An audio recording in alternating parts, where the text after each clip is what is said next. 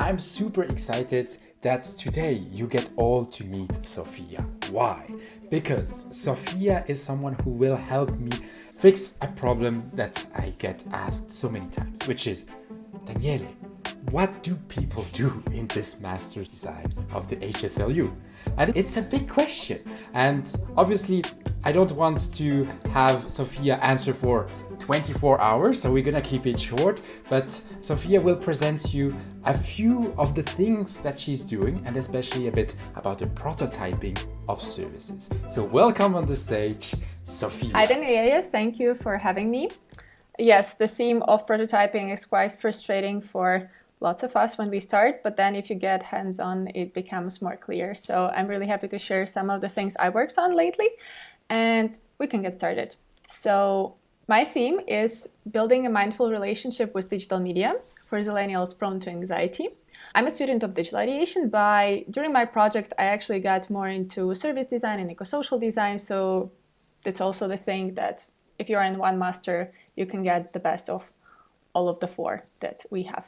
So the first question, maybe to clarify, who are zillennials? Zillennials are my target audience, people who were born between millennials and zillennials, and it's not that much about the age, but about their behaviors, and especially about their digital behaviors and online presence.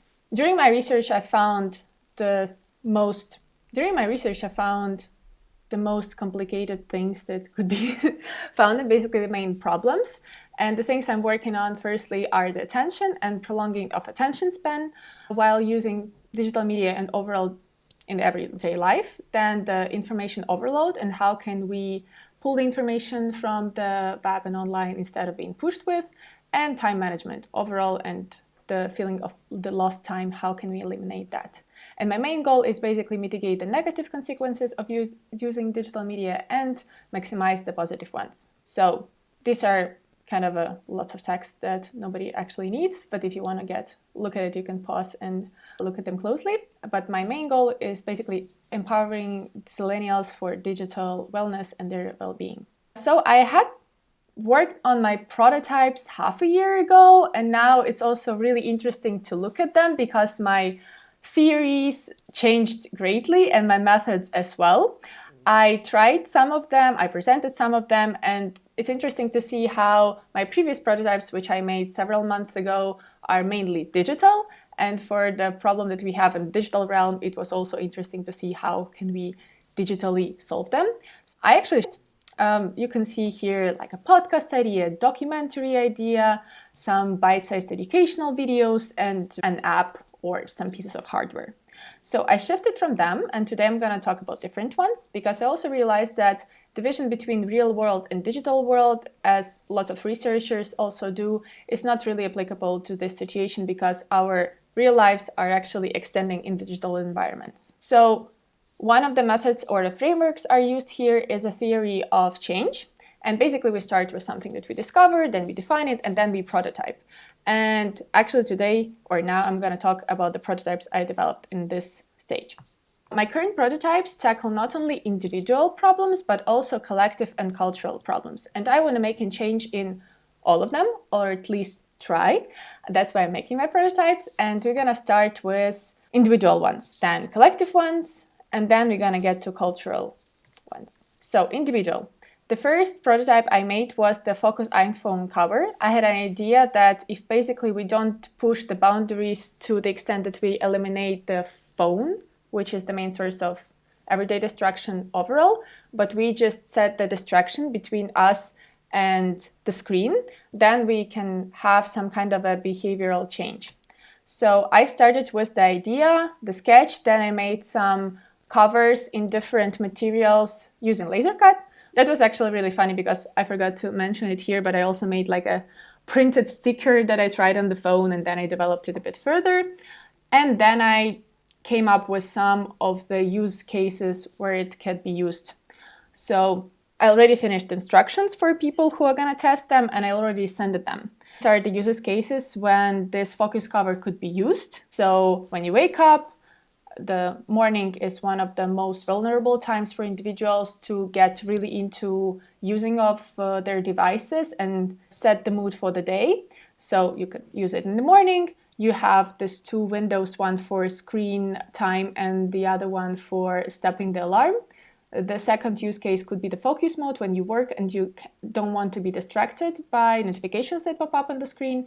And also the personal mode when you trigger to get your phone, but then you see this cover and yeah, actually I wanted to hang out offline more, so maybe I just leave it alone. So these are instructions I developed and sent to my testers who were willing to test them. And now I'm waiting for the feedback from them. And after that, I'm gonna either teach this idea or develop to some extent that it might be more valuable.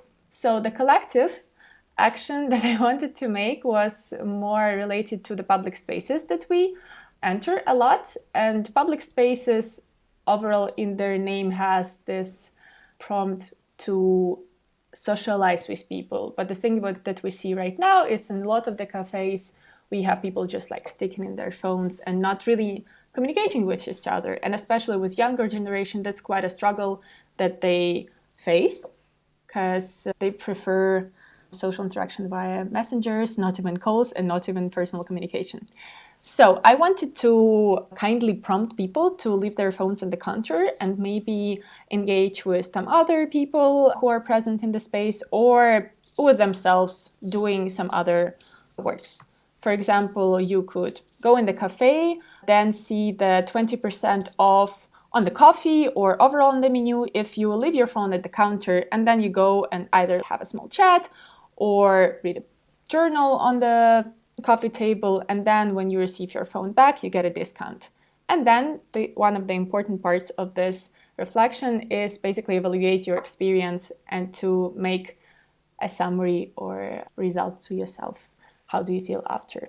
And this is the prototype I made. Basically, the prototype for this unplugged station where you leave your phone. I also gathered some feedback, basically sharing it in my stories. People know which project I'm doing, so they're willing to share.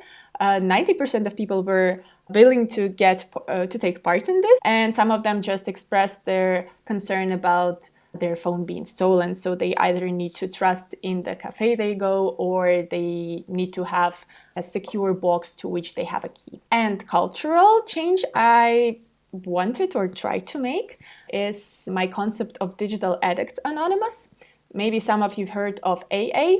This is the program that helps people who struggle with alcoholism, so Alcoholics Anonymous, and I wanted to get their methods and apply them to digital realm, or maybe even speculate a bit and treat digital usage when it's over abusive as an addiction as well.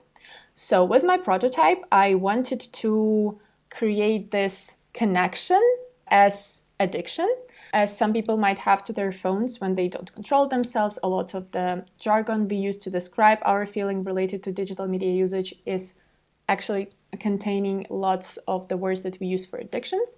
So I made this DAA, Digital Addicts Anonymous brochure, which was a test to basically spread around the atelier and see what my colleagues will say. I gathered the feedback and concern as well.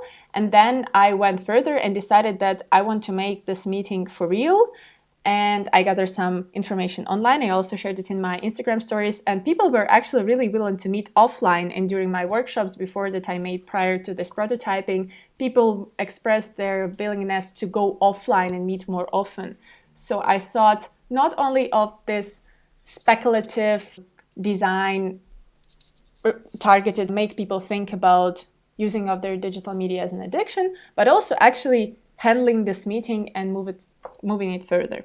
So I'm finishing my materials right now, and I will create like a short platform that could be scanned on the posters. Then I'm gonna choose the date and choose the location and spread the posters, I think firstly in our university, and see how many people come and what they share, and basically during the meeting half improvise, half have materials prepared, and then get the outcome of that. I did some of the prior prototyping with this poster sketch, and also wanted to see how it works in real life. And I went to the real AA meeting as an observer and talked to the organizers on the method they use to help people with their struggles. And it helped me greatly to understand the value of the community within these programs. So my next steps for now are testing all of the prototypes, then making more of them, and then building further the final idea or several ideas that I might feel that they contribute the most. Yes, I think that's all for now. I'm looking forward to sharing more soon. And if you have any questions, I would be really happy to answer them. Thank you so much for sharing all of that. And I think it's full of great lessons. So when I'm looking at what you have done in just this tiny few minutes of the stuff that you have shared, I think there are already some very rich lessons in it. One of the first lessons that I see that people can see between the lines of what you have shown is that you prototype a lot. Like you have made a few prototypes, you now are doing more prototypes, and you already even say, I will do even more. It shows that it's really a thing of practice. It's like a muscle, or for people who like karate or this kind of stuff. You just repeat the same movement, the same idea, and that's prototyping is of kind of the same. It's through this repetition of this action, suddenly you learn something and you say, oh, there is something. And I love how you maybe even unemotionally said, I'm going to test this and maybe I'm going to ditch it and I'm going to go to the next one. And I think this is really what we learn also from you, which is, hey, these are just tiny things I'm going to put out and see how they work. A second lesson that I see in what you shared is you're starting with digital ideation, then you're going to product design with the kind of physical case. Then suddenly you're saying, oh no, I'm going to go more in eco-social design, like with the kind of cultural thing.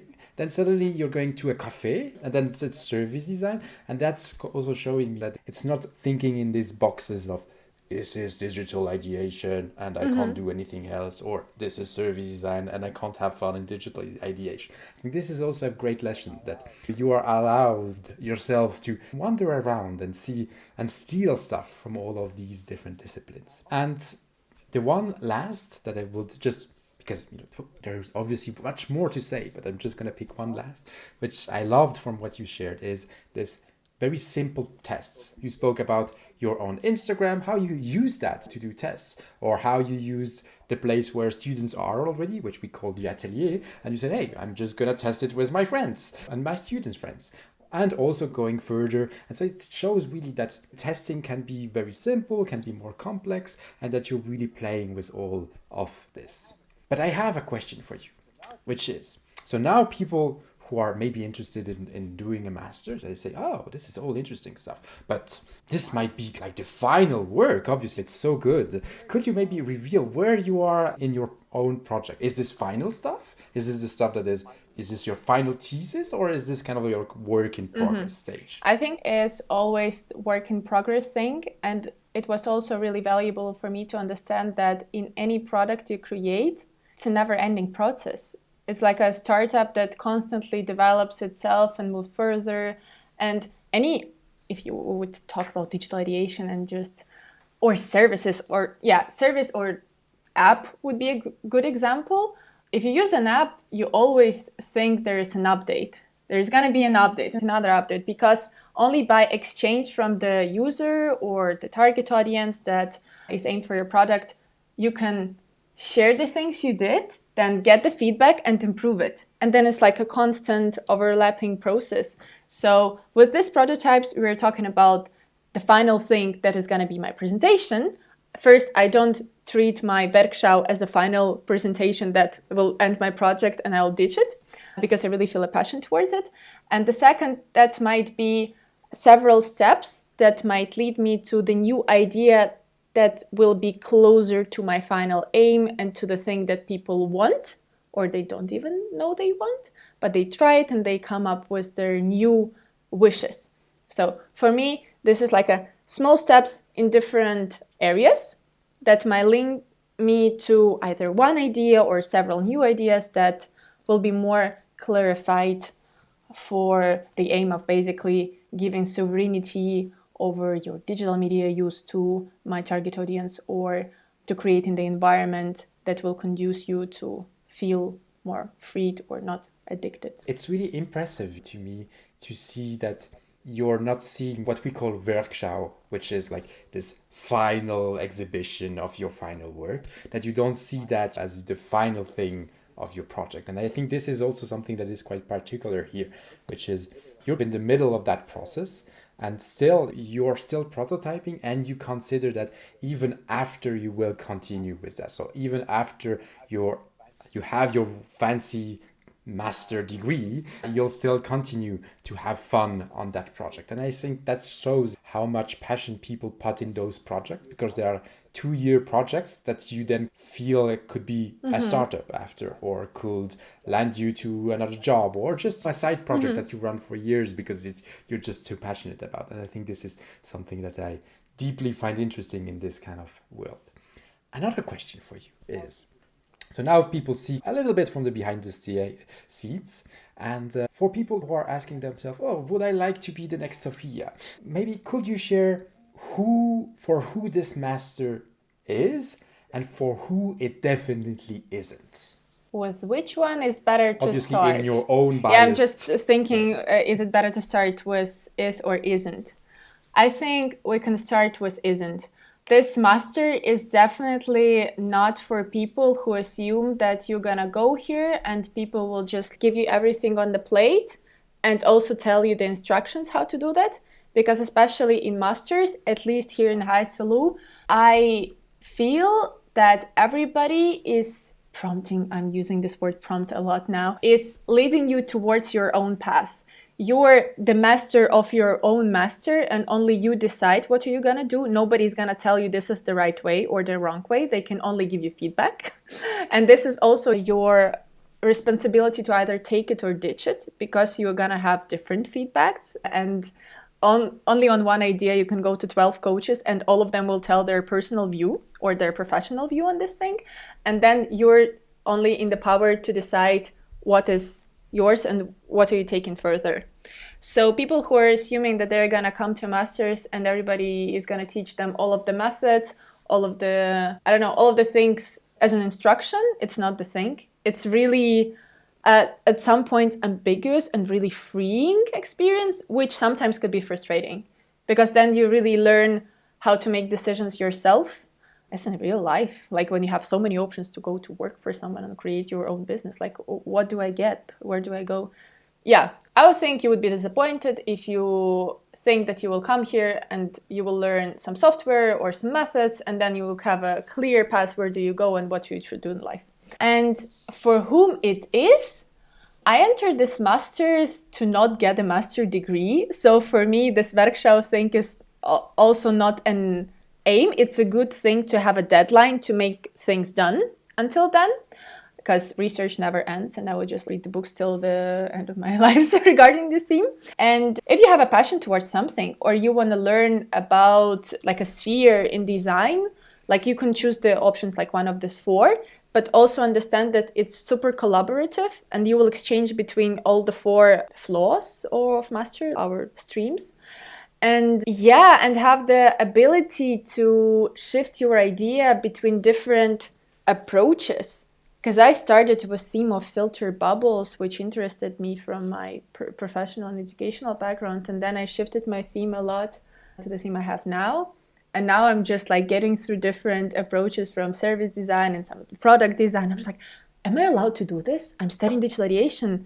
Should I make an app?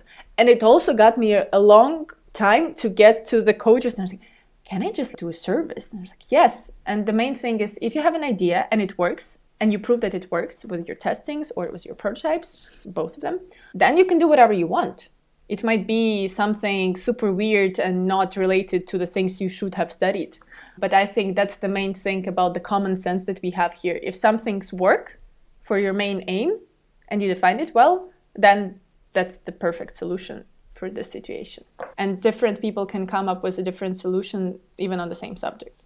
I think it might reply to the question when you should go and study. I think you should go and study here if you have a passion for a theme, like any kind of theme. You can change it, but then you really have to understand that you're gonna work on this at least for a year and a half and 2. You can change it, but still, you should have a passion. Otherwise, you would just wait till the end of the workshop to get your master. And it's a way to go, but I don't think that you would have fun here. I love how you frame that.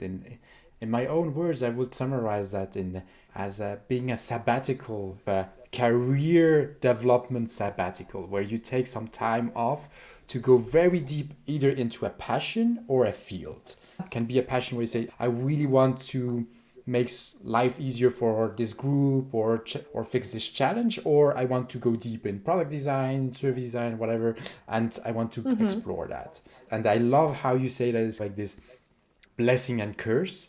Either it can be a blessing, you have a lot of freedom, it's a lot of autonomy, but at the same time, it can be overwhelming at times. And it's made by design to be like that. But at the same time, when you're in that low, it can be very frustrating.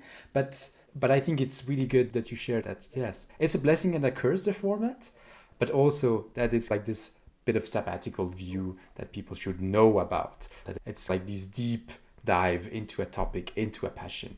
So yeah, I don't want to steal more of your time because I already stole a lot, but I'm extremely thankful for all what you shared today. And people will obviously want to share comments so that they can say all the great stuff that they saw there, and we'll link back to obviously your own profile so that they can get in touch with you. Just on the feedback is a gift, and like a good feedback is not a positive one always.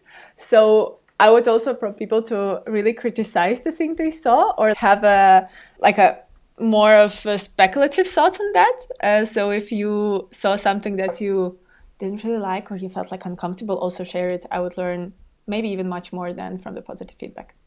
Yeah, share a lot of your gifts or feedback with Sofiia. And again, thank you so much. Thank you a lot for having me. That's also a good exercise. So see you soon. Cheers.